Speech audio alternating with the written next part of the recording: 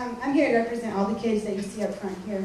And they are amazing kids. And let me tell you where our administration is going, and I think that will be helpful in what you can expect. I brought the best Health and Human Services director in the country. I went to Louisiana, I got him because he did reforms that were amazing. He cares about health. It's not about money for him. He cares about health. He knows that's what I care about. So what we are trying to do is create the ability for him to negotiate services. That way you're getting the most help for the least amount of money. South Carolina hasn't done that. We're actually going to look forward to payment reform, which means those people that are on Medicaid, they have to follow certain rules to be able to get their payments. All that is accountability. You know it and I know it. You're willing to do that. But we are going to make sure that the therapies and the services that your children need, if it saves us money down the road, we get that. That's what we're looking at. So it's not, again, like hospice. We're not going to slash and burn. That's not our goal. It is what's going to give us the best long-term help for you and your children to make sure that you're getting what you need. And I'm telling you, I meet with him every week. He is great at what he's doing, and we're going to try and do everything we can. Stay with us, stay involved, and communicate. That's the #1 thing I can tell you, because while he knows a lot of it, and while we're dealing with it, he knows that that's the last group that we want to touch. We need to know how the therapies relate as we go forward. And so I'd ask you to keep staying in touch with us. Come meet with them. If we need to send him up here, we'll do that as well.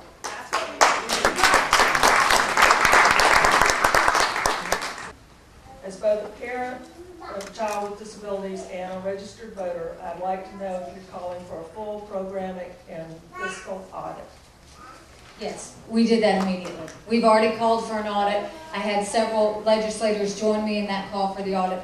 You know, when you become governor, you get a whole host of things, and we've certainly gotten our share.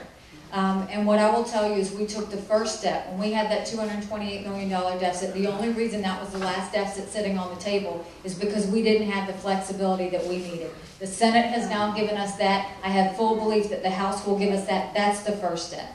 The second step is we have a new director.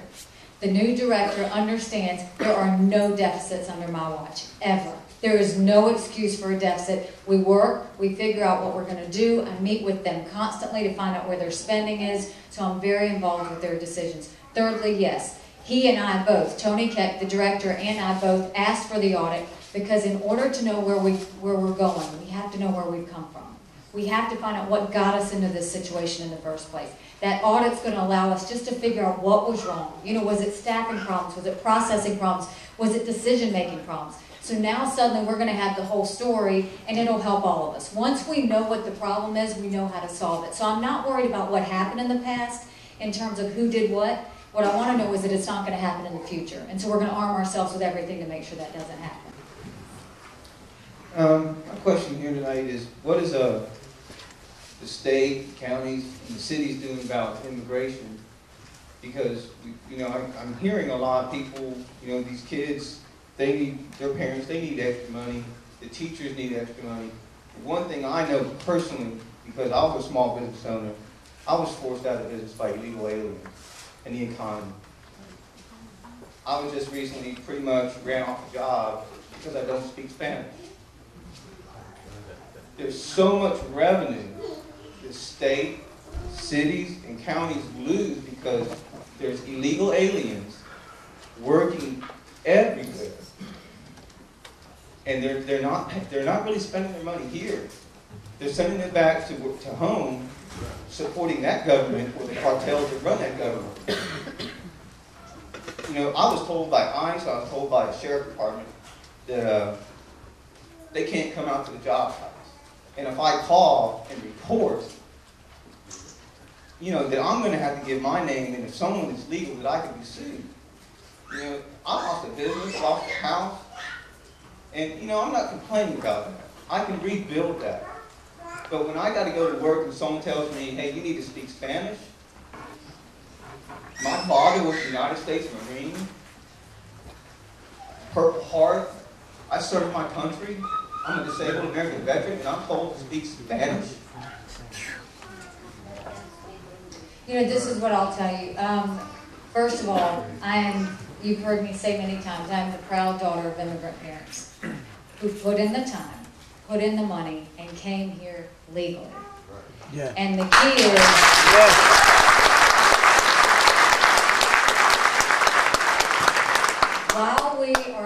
country of immigrants. We are a country of laws. When we give up being a country of laws, we've given up everything this country is founded on.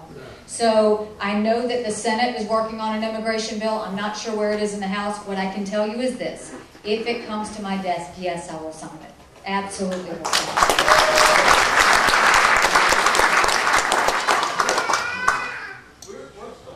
There's two sides to the immigration issue that we have to be conscious of if we want a healthy state. One is to make sure that we have good laws in place so that we have everybody here that's here is here legally. The second is to understand that two big parts of our economy are tourism and construction, where we do need a lot of workers, and agriculture, where we do need a lot of workers, and we can't always find those workers to do it. In that case, the federal delegation needs to expand the worker visa program so that there is still a legal process to where they come for 6 months and they go back when they can't find anybody. Anybody illegal is not an option. It's absolutely not an option. The General Assembly passed an illegal immigration bill, I think it was 3 or 4 years ago, and it basically said no one could get any public benefits if they were illegal unless it was healthcare related or education related. It basically put in a lot of effects that business owners would get penalized if they were caught with illegals on the job. What is coming through the Senate now is an Arizona-style legal immigration bill, which is much stronger and going to have a lot more teeth to it that will allow our local law enforcement officers to move and not have to have certain jurisdictions or certain powers to do that. What I'm telling you is I'll sign it. You just have to talk to your legislators. That's one of the things that you need to tell them that you want it pushed through. Governor, I appreciate what you have attributed as to the reform on the unemployment. I've been in the HR world for 35 years, so I have seen what you're talking about. What concerns me, though, is what you said about the entire reform system. First of all, I know that the LIC committee worked extremely hard to come up with what they did, and it's not an easy situation, and it's extremely complicated. But it doesn't change the fact that these bills that have come since February have been a complete shock. None of these expenses were budgeted for. And I can tell you that if unfortunately, you're a large employer in the, tiers 13 through 20, you're looking as much as $1,100 additional money per employee. And if you have a lot of employees, we're not talking about, 50,000, we're talking in the millions. And many of these same employers also have surpluses in their account now. And so the lack of involvement, I think, in partnering in the solution and the lack of transparency in the process, to have a group of consultants that come in and label the largest employers in the state as evil business models and the worst employers and your bad employers is certainly not the relationship that we need going forward to partner in the root causes of these problems. And I can see that they have done good work in reform. But just this morning I saw the report to Senator Ryberg that quoted that the average number of weeks that people were denied unemployment have increased. But it still showed that, for example, people who are incarcerated and cannot come to work still get unemployment. Oh. People who bring a weapon like a gun to work and are terminated still get unemployment. So I think there's some root causes. We have to go back. Why is the state in the insurance business? Why is the unemployment system that the businesses use different than the unemployment system that the state uses? I think there's a lot of solutions that need to be looked a little differently here. Well, first of all, I will tell you, a lot of those gaping holes that we had are gone. But as I will tell you with any sort of reform, we should never just reform something one year and then say it's done and over with. What I had asked Senator Ryberg and Representative Bingham, who pushed that reform, is, okay, what's step 2? What are we going to do this year to make sure that the eligibility requirements are stronger?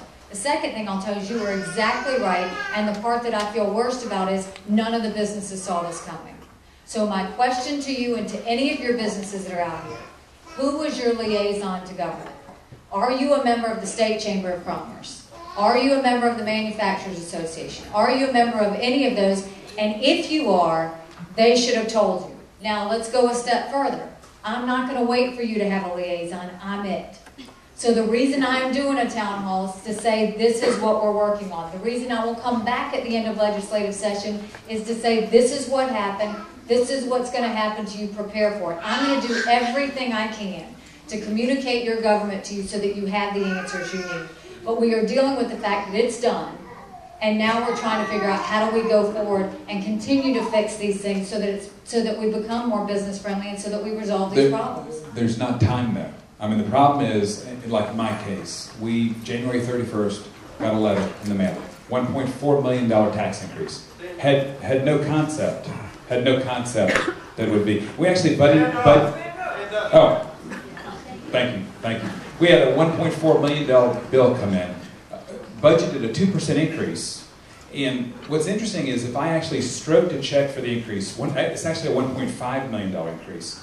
If I stroked a check right now for that amount, which I don't have, I'd be in surplus. It just doesn't make any sense. If you take a look at the system, tiers 12 to 13, there's a 91% jump in that one tier alone. The system itself is just flawed. And if this goes on, if there's not substantial relief, I know in my case, that's a 30 job. That's 30 jobs. That's the equivalent of 30, 35 jobs. And you know what? This whole room is filled with manufacturing companies that are in tiers 13%.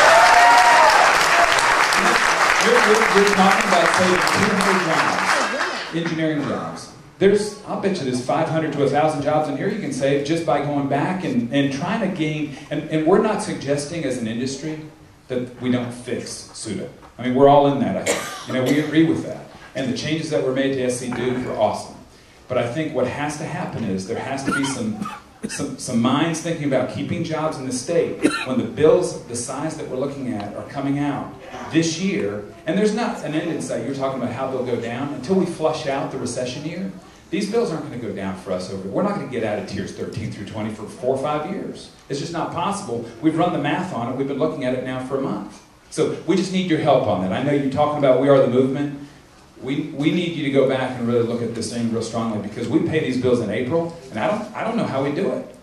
Well, first of all, I am in the position of, one, how do I keep the most business-friendly state I can, and also protect the taxpayer. This is one of those years where it's not fun. Okay, I am sorry that you have the taxes, but all of you back there, the reason your taxes went up is because you had a lot of claims. And I can't ask... We don't use the system. All of these people up front can't foot that bill for you. We have a federal loan that the state took. I can't help that we took it, but we've got to pay it back. The key is, no, and I have looked at the data. We are working on this every day. But what I will tell you is I'm more concerned about the jobs than you are. When I saw the increases, I was devastated. But I will tell you, this is one of those where everybody's going to say, not in my backyard. So you can't, from a state, we can't win. I can't ask these people to pay those taxes. I can't. I have to make sure. We gave tax.